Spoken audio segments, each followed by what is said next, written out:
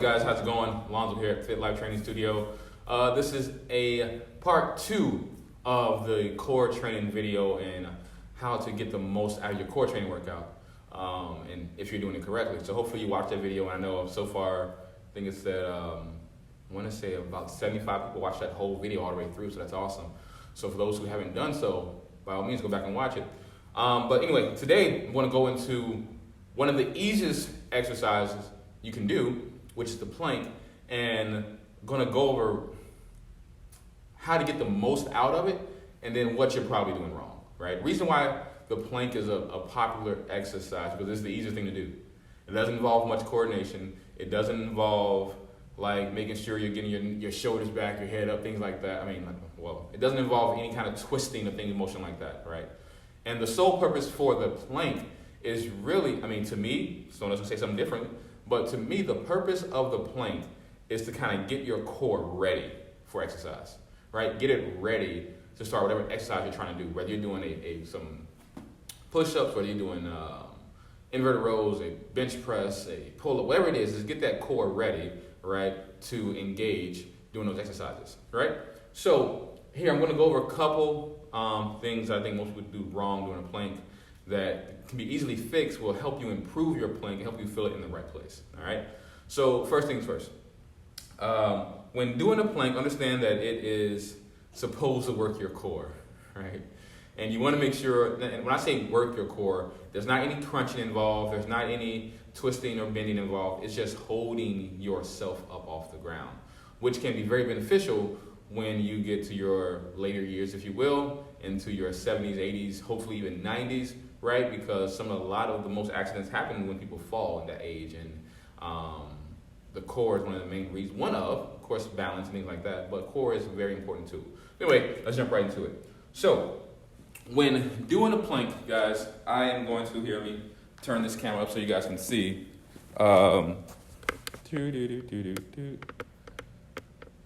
think that should be about good there. All right. So when doing a plank, right, I'm not stripping, I promise. All right. So now, when doing a plank, right, this is your body straight up and down. Here's your core. If you guys remember, I talked about, how the muscles work and how they run during the core area. But when doing a plank, what people have a tendency to do is that this is how they stand straight up, right? If you stand straight up nice and tall, this is nice and flat. Your head is back, everything is going straight down from the back of your head, back of your shoulders, your tailbone, down to your heels. So hopefully that's nice and straight. But now when doing a plank, for some reason, people tend to, not for some reason, because there's weakness, muscle imbalance, people tend to end up go with this movement here, where the lower back sinks in, the butt arches up, and then it just puts really a lot of stress on the lower back, right down in this area, right? People doing it, they're holding a plank, but actually it doesn't look that great. So I'm gonna show you what it looks like in the regular plank position. All right, so if I go here, right, and I go to a plank, this is how a lot of people hold their plank that I see, right? So now, how can this be improved? First things first, when you're holding a plank, right, you want to go from a pelvic tilt to not tilting, right? You almost want to take your hips and tuck them underneath you, right? Take your hips and tuck them underneath you. Because now, everything is now nice and tight, you're nice and tall, nice and flat. So, if you're doing a plank, then it's the same thing. Take your hips, tuck it underneath you. Crappy, shitty form? Good form. Nice plank, nice and solid. If you notice, my lower back is nice and flat, and I'm holding that plank as flat as possible. Now, what that's going to do is, right, if you do it correctly, you're going to immediately know the difference, and you're going to feel the difference right away. All right, if I'm holding the plank correctly. Number 2, and this is one of those things where, actually, I think it's just from a standpoint of people being exhausted or tired, not knowing how to do it correctly. It goes from being a plank to being a pyramid, which I'm sure you've seen or you've probably done this here, right? Now, at what point is your core actually working to keep you in this position? It's not. Your arms, your elbows, and your toes are working to keep you in this position. Because you went from doing from this to now, it's just holding pyramid pretty much, right? So again, ladies and gentlemen, keep those hips down the whole time. And the thing is, I think that no matter how much it may suck, it may get uncomfortable, you may get tired, you may not want to go down, it's more important for you to do it correctly than change the movement, take away from it, and end up just not doing anything that's very beneficial for you at all. All right? So bring those hips down, keep them there. Tuck those hips underneath you, right? Tuck those hips under you. Squeeze your glutes, your butt cheeks, right? Let's talk technical, let's talk real simple terms here. Squeeze your butt cheeks, tighten your core, keep those hips down. Now, this is number 3, it's the last one, which will make a huge difference.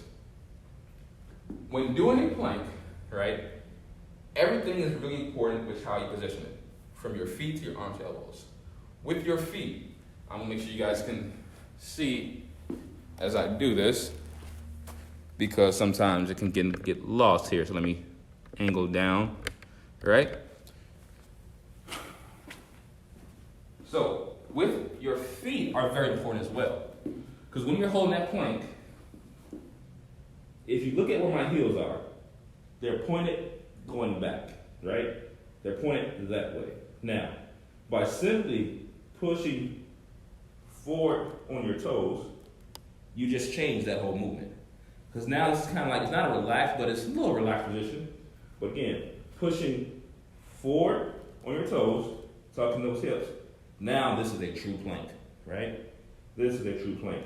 Because you're not just sitting back there holding, hips are down, hips are up. Push forward and hold.